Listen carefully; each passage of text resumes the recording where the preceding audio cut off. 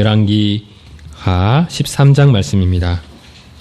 구약성경 583쪽 열왕기하 13장 말씀 1절부터 25절까지 말씀입니다.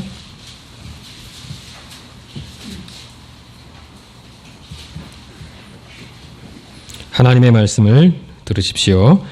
유다의 왕 아하시야의 아들 요아스의 제23년에 예후의 아들 여호아하스가 사마리아에서 이스라엘 왕이 되어 17년간 다스리며 여호와 보시기에 악을 행하여 이스라엘에게 범죄하게 한 느밧의 아들 여로보암의 죄를 따라가고 거기서 떠나지 아니하였으므로 여호와께서 이스라엘에게 노하사 늘 아람 왕 하사엘의 손과 그의 아들 벤 하닷의 손에 넘기셨더니 아람 왕이 이스라엘을 학대함으로 여호아하스가 여호와께 간구하매 여호와께서 들으셨으니 이는 그들이 학대받음을 보셨음이라.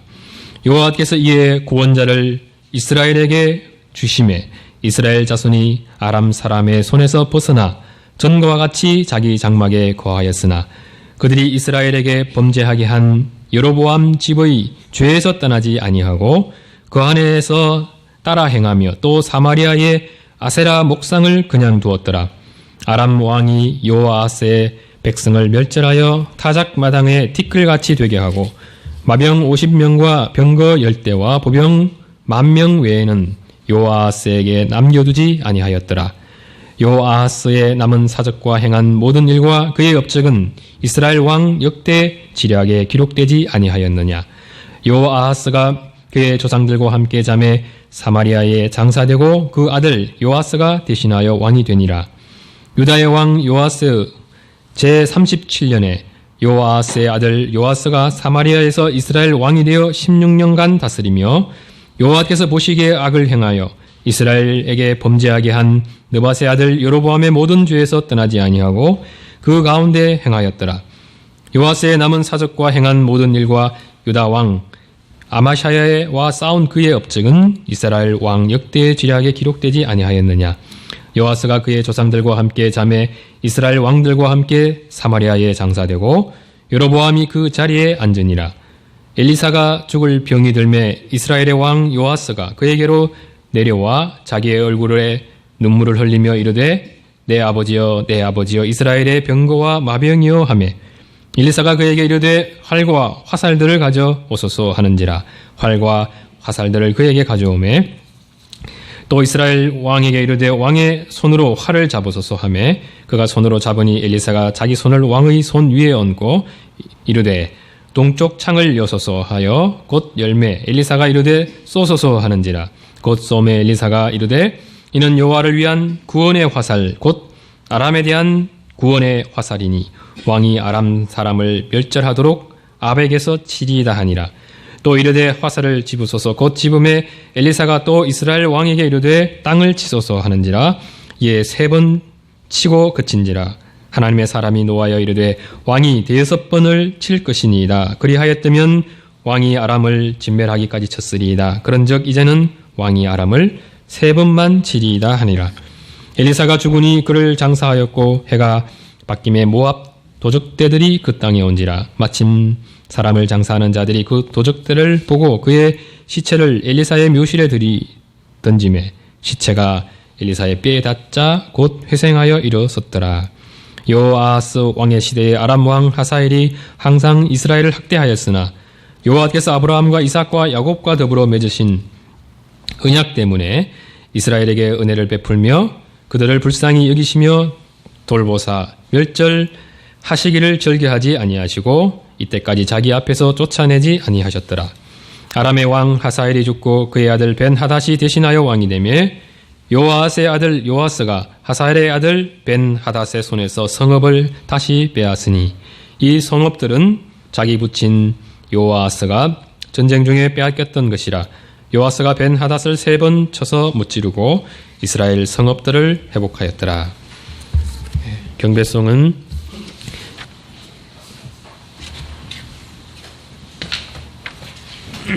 이야기의 무대가 유다에서 북이스라엘로 넘어가고 있습니다. 13장 1절을 보겠습니다. 유다의 왕 아하시아의 아들 요아스의 제23년에 예후의 아들 여호아하스가 사마리아에서 이스라엘 왕이 되어 7년간 다스리며, 여호아하스의 아버지 예후에 대한 평가는 10장 28절 31절 잘 나타나 있죠. 그는 이스라엘 중에 바알을 제거했습니다. 그래서 아합과 이세벨에 의해서 흘러갔던 비교적 신앙에서 는 이제 상당히 벗어날 수 있었죠. 그런데 그 역시 느밧의 아들 여로보암의 죄, 곧 베델과 단에 있는 금송아지를 섬기는 죄에서는 떠나지 못했습니다. 그 이유가 있겠죠. 대안이 마땅치 않은 면이 있습니다. 여로보암도 그랬고 또 예후도 마찬가지죠. 이스라엘이 베델과 단에서 섬기려 했던 것은 여호와 하나님이었죠. 그러나 주님은 주님을 위한 상을 허용하지 않는 분이셨습니다. 주님을 잘 섬기려는 그 착한 마음만 갖고는 부족했던 거죠. 주님의 뜻을 잘 알고 그 뜻에 순종하는 데까지 가야만 했습니다. 여로보암이나 예후의 신앙이 지닌 한계가 무엇이겠습니까? 주님을 제대로 섬기려면 마지막에 가서는 자신의 왕권을 내려놓아야 하는 그 문제에 부딪히게 되는 거죠.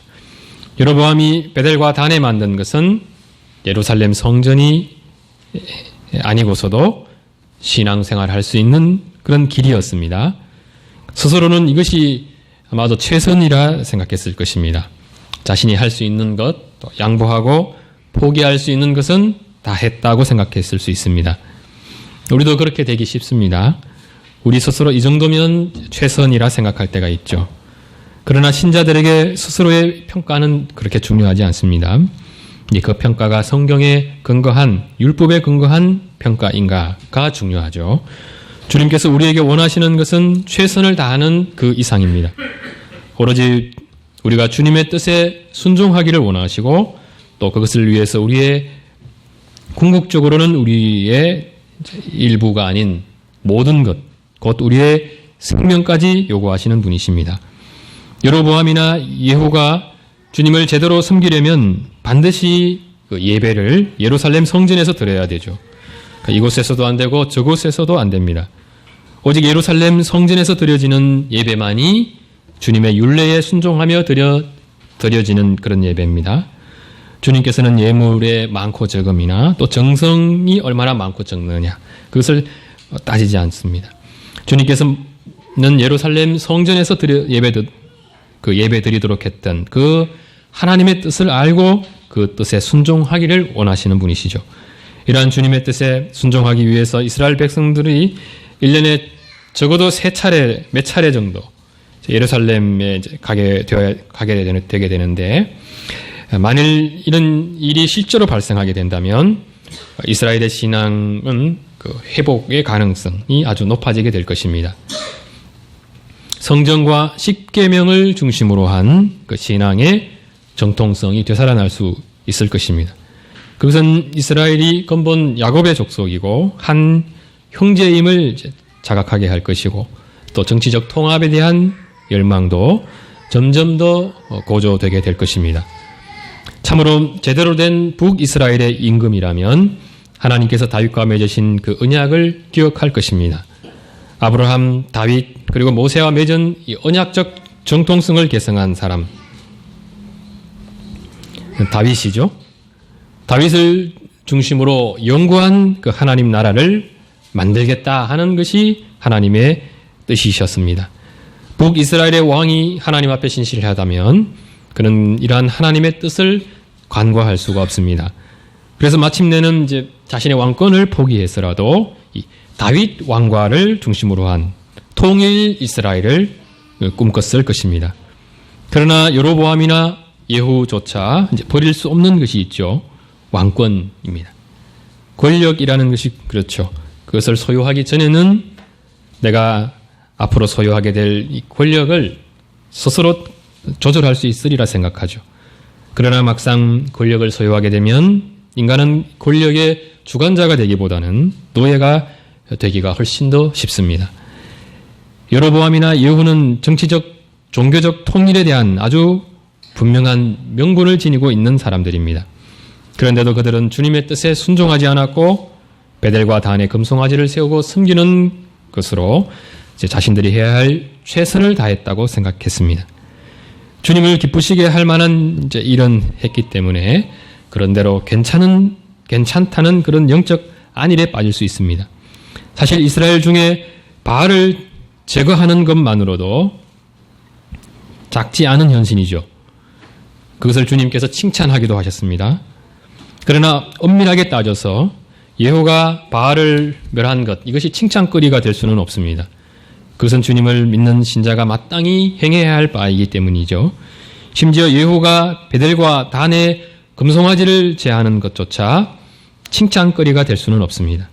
신자들이 예배를 잘 드리고 어느 날 큰 마음을 먹고 새벽을 깨워 기도하거나 또 말씀을 묵상하는 삶을 회복한다고 하더라도 그것이 칭찬거리가 될 수는 없습니다.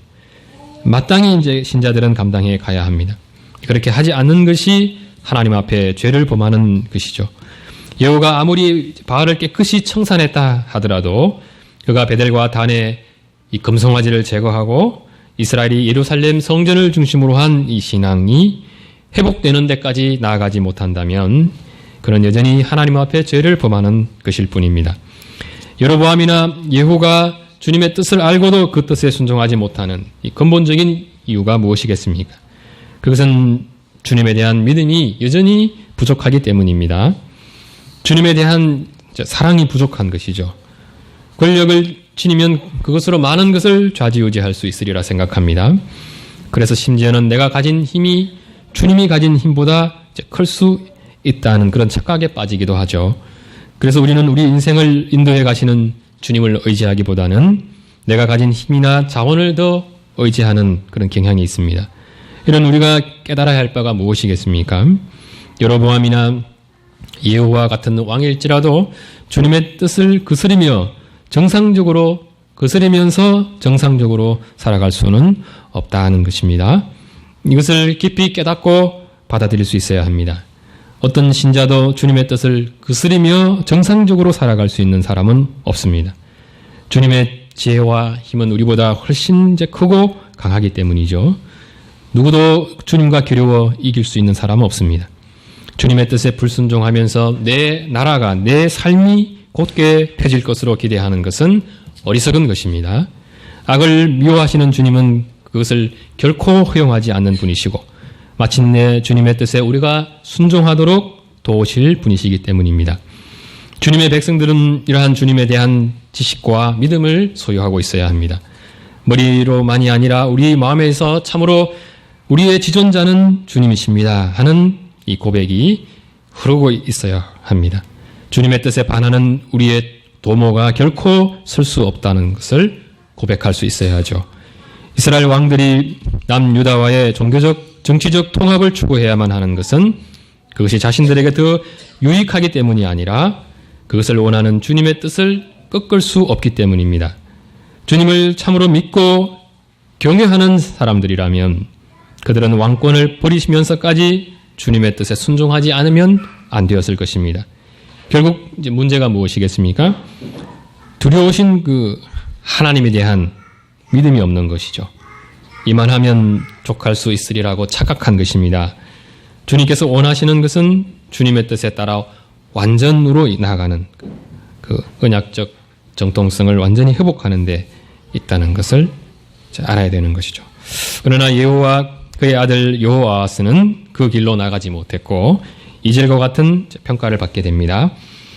여호와 보시기에 악을 행하여 이스라엘에게 범죄하게 한 느밧의 아들 여로보암의 죄를 따라가고 거기서 떠나지 아니하였으므로 예후나 여호아하스 스스로는 죄라고도 생각하지 못했을 이 문제가 이제 어느 순간 또다시 수면 위로 떠오르고 있었습니다.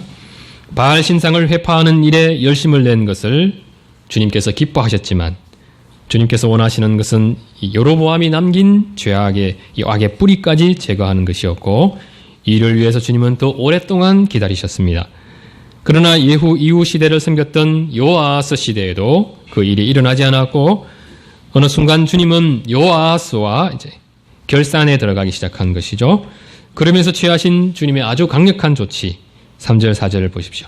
여호와께서 이스라엘에게 노하사 늘 아람 왕 하사엘의 손과 그의 아들 벤 하닷의 손에 넘기셨더니 아람 왕이 이스라엘을 학대함으로 10장 32절을 보면 아람 왕 하사엘이 예후의 통치 말기부터 이스라엘을 어떻게 괴롭혔는지 잘 드러나 있습니다. 아람 왕 하사엘이 이스라엘 모든 영토를 공격했는데 그로 인해 이스라엘 영토 일부가 하사엘에게 넘어가기도 했습니다. 이 일을 두고 열왕기서 기자는 여호와께서 이스라엘에서 땅을 잘라내셨다 이렇게 평가합니다. 겉으로 볼 때는 모든 문제가 가만히 있는 그 이스라엘을 침공한 아람에게 있는 것 같죠. 그러나 이 일은 여로보암의 죄에서 떠나지 않았던 예후와 이스라엘에 대한 하나님의 징계의 일환으로 이루어진 일이었습니다. 이때부터 시작된 아람을 통한 하나님의 징계, 그것은 예후의 아들 여호아하스 시대까지 계속되고 있었습니다.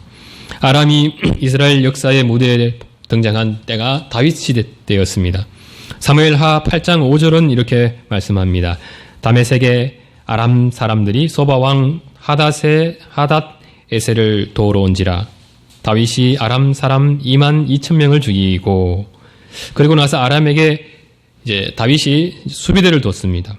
그때부터 아람은 다윗의 종이 되었고 조공을 바치기 시작했습니다. 이스라엘 왕 다윗이 하나님의 마음에 합한 정치를 펼쳤을 때 하나님께서는 다윗이 어디로 가든지 또 이기게 하셨죠. 그런데 솔로몬 시대가 되면 솔로몬이 아람 왕들과 무역을 하게 됩니다. 그때 애굽에서 들여온 병거와 말들을 이제 아주 싼 값에 팔게 됩니다. 아람에게 팔게 되는 거죠. 그래서 솔로몬 시대 때 이스라엘의 부는 최고조에 달하게 됐지만 그 과정에서 아람의 군사력도 점점 강성해지게 됩니다. 그런 아람이 이스라엘의 자신의 그 군사력을 본격적으로 과시하기 시작한 때는 그 남유다의 아사 왕이 다스리던 때였습니다. 그때 아사 왕이 이제 북이스라엘 바사의 침략을 받게 되죠. 그때 아사가 하나님을 좀 더 철저히 의지했으면 그렇게 하지 않았을 텐데 믿음이 없었습니다. 그래서 아람 왕을 의지했죠. 아람 왕에게 군사적 도움을 청하면서 아람 왕이 북이스라엘을 공격할 수 있는 명분을 제공하고 말았습니다. 아마도 이때부터 북이스라엘과 아람이 이전까지 유지해왔던 그 화치는 깨졌고 둘 사이의 관계가 악화되면서 이후로 끊임없는 전쟁이 끊이지 않는 그런 상황으로 치닫게 된 것 같습니다. 열왕기상 20장에 보면 아합의 시대에 북이스라엘이 아람에 의해 수도 사마리아까지 함락될 그 위기에 처하게 되죠. 그리고 2차 침공에서는 10만 명이 넘는 대군을 이끌고 이스라엘을 침공합니다. 두 차례에 걸친 전쟁에서 아합은 대승을 거두게 되죠.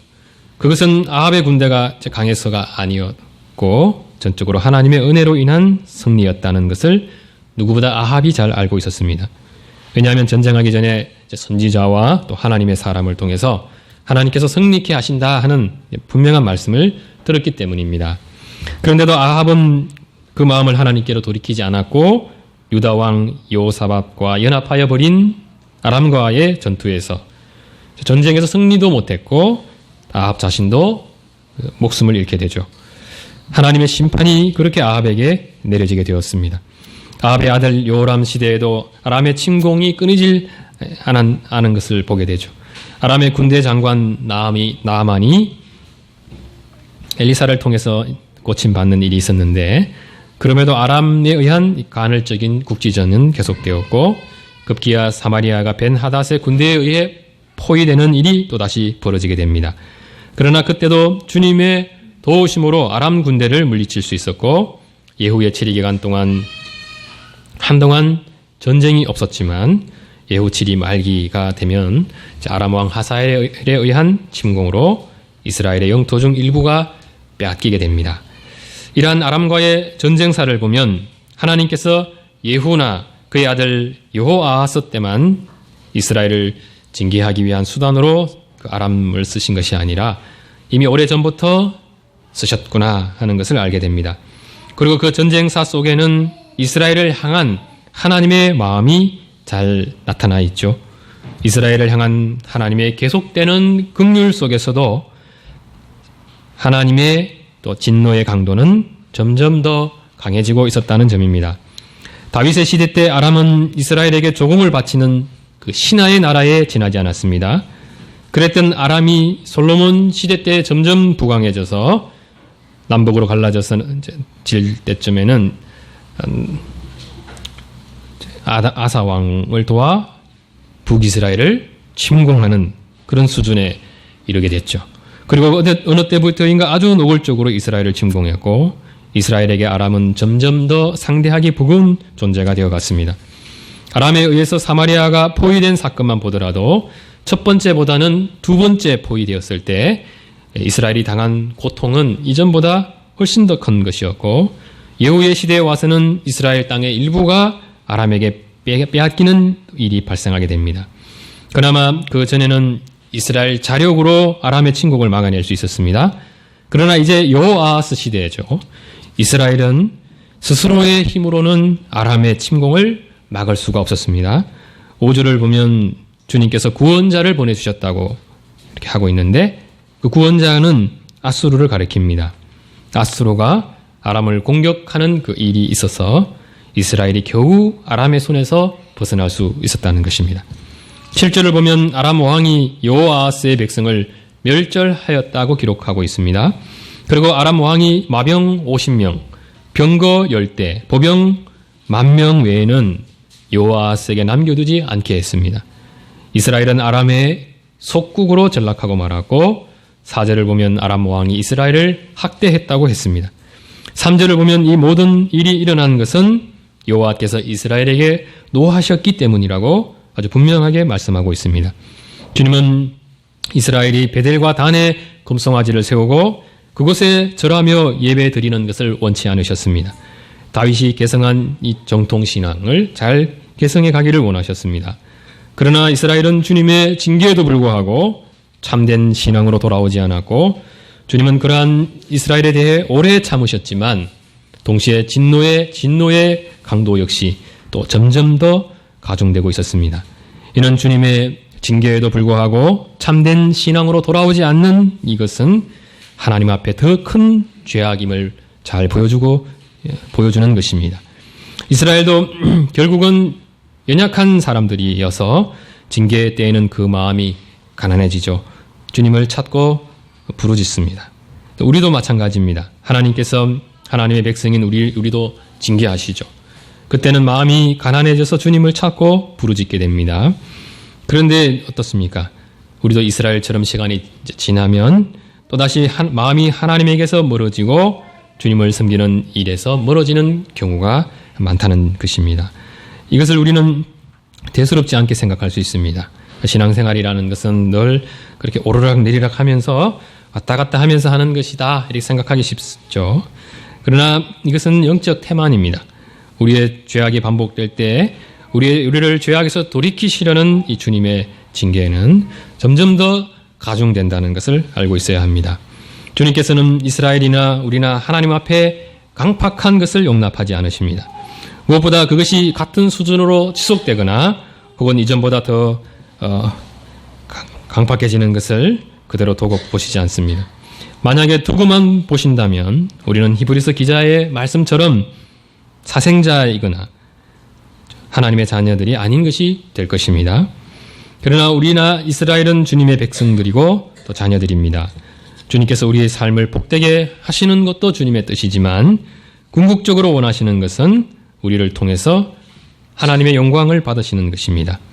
주님은 우리가 하나님께 돌려드려야 할 그 영광을 다른 것에 드리는 것을 용납하지 않는 분이십니다. 결코 용납하지 않는 분이시죠. 요즘 그리스도인들이 가장 사랑하고 또 좀 더 잘 섬기고 싶어하는 대상이 있습니다. 자기 자신이죠. 우리는 내 배를 위한 삶, 내 꿈과 내 자유를 위한 삶을 살고 싶어합니다. 이제 그것이 좀 더 확대되어져서 내 가족을 위한 삶, 또 내가 속한 교회를 위한 삶으로 나아간다고 하더라도 결과적으로 모든 것이 나를 위한 삶이기를 바라는 그 마음은 그 마음의 뿌리죠. 그 뿌리에서 떠나질 못합니다. 그러한 삶이 주님을 위하여 이런 구호로 아무리 잘 포장되어 있다 하더라도 그것이 주님의 영광을 위한 순수하고 거룩한 열망에 이르지 못할 때 신자들은 결국 자기 자신의 영광을 위한 삶을 살 수밖에 없고 주님 보실 때 그것은 우상 숭배의 또 다른 유형에 지나지 않습니다. 신자의 삶 속에 이러한 요소를 완전히 사라지게 하는 것은 불가능합니다. 그렇지만 우리는 그러한 요소가 점점 사라지도록 하기 위한 그 영적인 노력은 잘 감당해 가야 합니다. 그런데 오늘날 그리스도인들의 삶을 들여다보면 안타깝게도 우상 숭배적 요소가 점점 더 많아지고 있습니다. 동시에 그 마음이 하나님에게서 점점 더 멀어져 가고 있죠. 우리나 이스라엘이나 그렇게 된 무수히 많은 이유는 많죠. 이유될 게 많습니다. 그러나 하나님의 백성들이 우상 숭배적 삶으로 점점 나아가는 것, 그 가장 큰 원인은 하나님에게서 그 마음이 멀어지는 데서부터 시작한다 하는 이 공통점이 있습니다. 아주 당연한 것 같지만 당연하게 생각할 수 없는 그 이유가 있습니다. 우리 마음이 하나님에게서 멀어지는 것을 신자들은 좀처럼 지각하지 못하기 때문입니다. 우리는 우리 마음이 하나님에게서 멀어진 후에도 그 마음이 여전히 제자리에 서 있다고 생각하기 쉽습니다. 하나님으로부터 멀어졌다가 다시 돌아갔다고 생각하지만 실은 이전에 있던 신앙의 자리로 되돌아가지 못한 경우가 훨씬 더 많습니다. 제자리에서 왔다 갔다 하는 것 같지만 하나님으로부터 자신도 모르는 사이에 점점 더 멀어지면서 이제 왔다 갔다 하는 거죠. 왔다 갔다 하면서 점점 가는 게 아니고 왔다 갔다 하면서 점점 내려가는 거죠. 우리는 우리 자신을 통해서는 그것을 잘 감지하지 못할 수 있지만 우리와 동일한 연약함 가운데 살았던 그 이스라엘 신앙을 보면 아주 분명하게 그것을 파악할 수가 있습니다. 우리는 그래도 이스라엘과는 다르다고 생각할지 모르겠습니다. 그러나 신앙생활을 우리가 하면 할수록 우리는 이스라엘과 하나도 다를 바 없구나 하는 것에 공감할 수밖에 없습니다. 그러면서 우리가 또 깊이 생각하게 되는 바가 무엇입니까? 이 정통적 신앙으로 되돌아가는 일은 언제든지 내가 생각하는 것보다 어렵다 그렇게 생각하면 되는 거죠. 내가 생각하는 것보다 어렵구나. 이스라엘을 보면 잘 알 수 있습니다. 주님으로부터 징계를 받을 때 마음이 가난해졌고 또 주님의 도우심을 간구하며 부르짖는 자리로 가는 것을 보게 됩니다. 그 기도는 하나님께 상달되었고 5절에서처럼 주님께서 구원자를 보내어 이스라엘을 구원해 주기도 했습니다. 아마 그때 이스라엘은 해방의 기쁨을 맛보았을 것이고 주님으로 인한 감사는 또 넘쳤을 것입니다. 그런데 그 이후 이스라엘의 영적 상태에 대한 그 기록을 보십시오. 6절을 보십시오. 그들이 이스라엘에게 범죄하게 한 여로보암 집의 죄에서 떠나지 아니하고 그 안에서 따라 행하며 또 사마리아의 아세라 목상을 그냥 두었더라. 회개는 했지만 철저한 회개로 나아가지 못했습니다. 11절을 보면 요아스 뒤를 이은 요아스 시대 때도 그 죄가 고스란히 이어지고 있었습니다. 14절에서 21절을 보면 조금 재미있는 모습을 보게 됩니다. 엘리사가 죽을 병이 들게 되었죠. 이스라엘의 왕 요아스가 엘리사를 찾아갑니다. 그때 엘리사가 요아스에게 활과 화살을 가져오게 해서 요아스가 동쪽 창을 향해 화살을 쏘게 했습니다. 그러면서 말하죠. 이는 여호와를 위한 구원의 화살, 곧 아람에 대한 구원의 화살이니 왕이 아람 사람을 멸절하도록 아벡에서 칠 것입니다. 말씀을 들려줬습니다. 그리고는 다시 화살을 잡게 해서 화살로 이번에는 이제 땅을 치라고 했는데 요아스가 3번 딱 칩니다. 3번. 탁탁탁. 그 모습을 봤던 엘리사가 왕에게 진노합니다. 그리고 말합니다. 왕이 5번을 칠 것이니이다. 그리하였다면 왕이 아람을 진멸하기까지 쳤으리이다.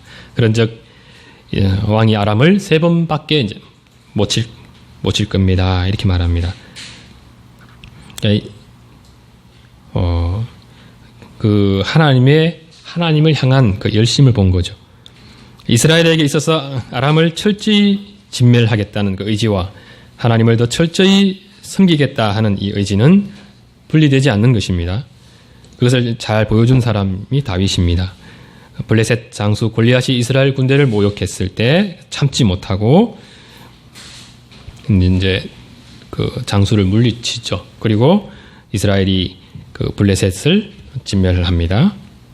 이것은 이스라엘 군대가 모욕당하는 것, 이것은 하나님께서 모욕당하는 것과 같은 것이라고 생각했기 때문입니다.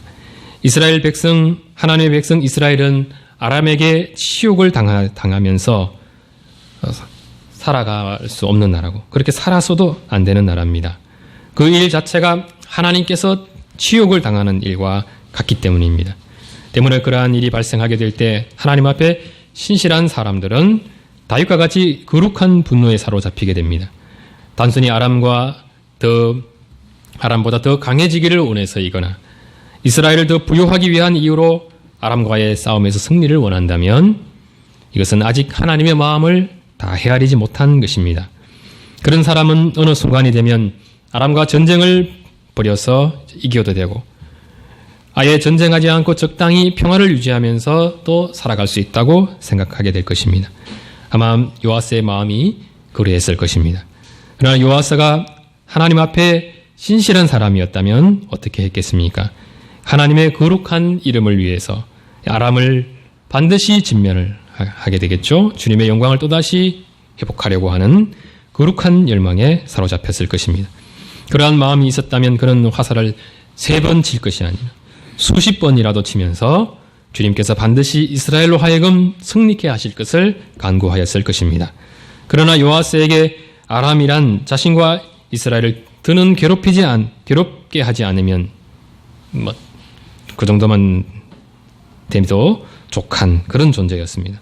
그의 신앙이 그 정도밖에 되지 않았다는 것은 여로보암의 집에 죄악에서 돌이키지 않은 그 신앙에서 잘 보여주고 있고 그런 정도의 신앙밖에 되지 않았기 때문에 이 여로보암 집이 남긴 그 아주 뿌리 깊은 그 죄에서까지는 돌이킬 수가 없었습니다.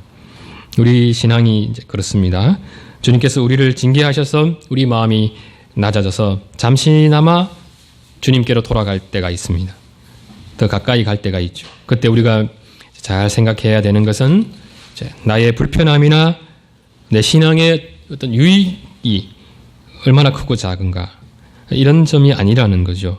주님의 징계로 찾아든 내 삶의 불편함을 제거하는 것이 영적 투쟁의 목표가 되어서도 안 되고 내 삶을 좀 더 윤택하기 위한 목적으로 신앙생활을 좀 더 열심히 하는 것으로 또 만족해서도 안 됩니다. 많은 분들이 그 정도의 신앙과 신앙적 투쟁으로 만족하죠. 그리고 그러한 신앙생활이면 하나님 앞에서 일정한 거리에 서 있는 데는 문제되지 않겠다 생각합니다.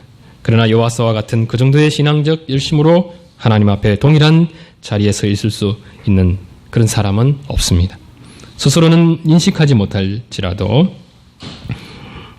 우리 신앙이라고 하는 것은 주님을 위한 그 거룩한 열망으로 점점 나아가지 않으면 신앙적 전진이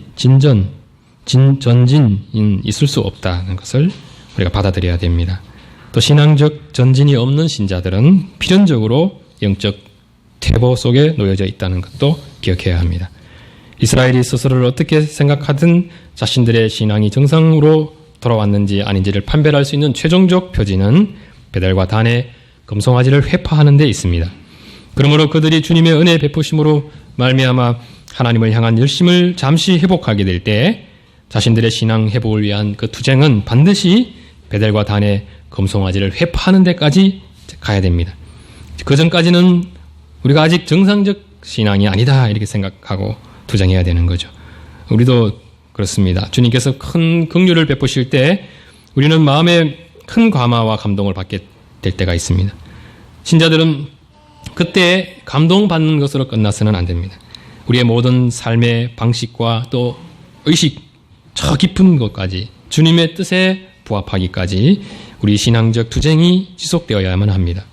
적어도 매일 말씀을 묵상하고 기도하는 삶이 습관이 되는 수준으로까지 가야 합니다. 한 주간의 삶이 주일과 주일에 하나님 앞에 드려지는 이 공적 예배를 중심으로 한 그 삶이 되기까지 영적 훈련을 이제 감당해 가야 되죠. 삶의 중심이 이 예배 중심, 공적 예배 중심이 아닌 분들이 많습니다. 그래서 주일에 피곤하면 안 되는데, 저면 안 되는데, 이게 바뀌면 막 주일에는 최고 정신이 이제 맑고 상쾌하고 그 상태로 여기 딱 오게 모든 이제 컨디션도 딱 이렇게 조절해야 됩니다. 그렇게 다 하고 나서 이제 나머지 에너지를 잘 분배해서 한 주간을 생활해야 되는 거죠. 잘 못할 때가 많습니다. 그래서 우리 삶의 질서와 방식뿐만 아니라 이제 더 나아가서는 먹든지 마시든지 무엇을 하든지 하나님의 영광을 위해서 하는 삶, 또 먹고 마시고 생각하는 모든 일상의 삶이 하나님의 뜻과 아주 자연스럽게 조화되는 그 수준으로 나아가기 위해서 힘써야 될 것입니다. 그 정도의 신앙적 투쟁을 감당하게 될 때 우리는 그나마 하나님 앞에서 정상에 좀 가까운 그런 신앙의 자리에 서 있다고 말할 수 있는 거죠. 이것을 잘 생각해 보면 왜 신자들의 삶 속에 영적 갱신이 잘 일어나지 않는가 하는 것도 알게 됩니다. 대개는 더 많은 시간이 필요하다고 생각하기 쉽습니다.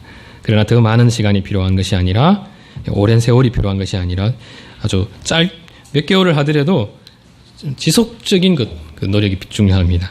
지속적인 1년 동안 떠문떠문 이렇게 하지 마시고 영적인 투쟁을 일주일을 하더라도 쭉 연속으로 신앙생활을 해야만이 지속적으로 이렇게 신앙생활을 할 수 있는 그 힘을 얻을 수 있다 하는 것도 잘 기억해야 할 것입니다. 기도드리겠습니다.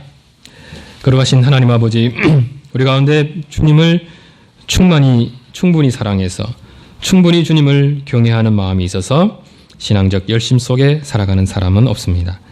우리는 다만 날마다 자기를 부인하고 자기 십자가를 지고 주님 따르기를 연습해 갈 뿐입니다.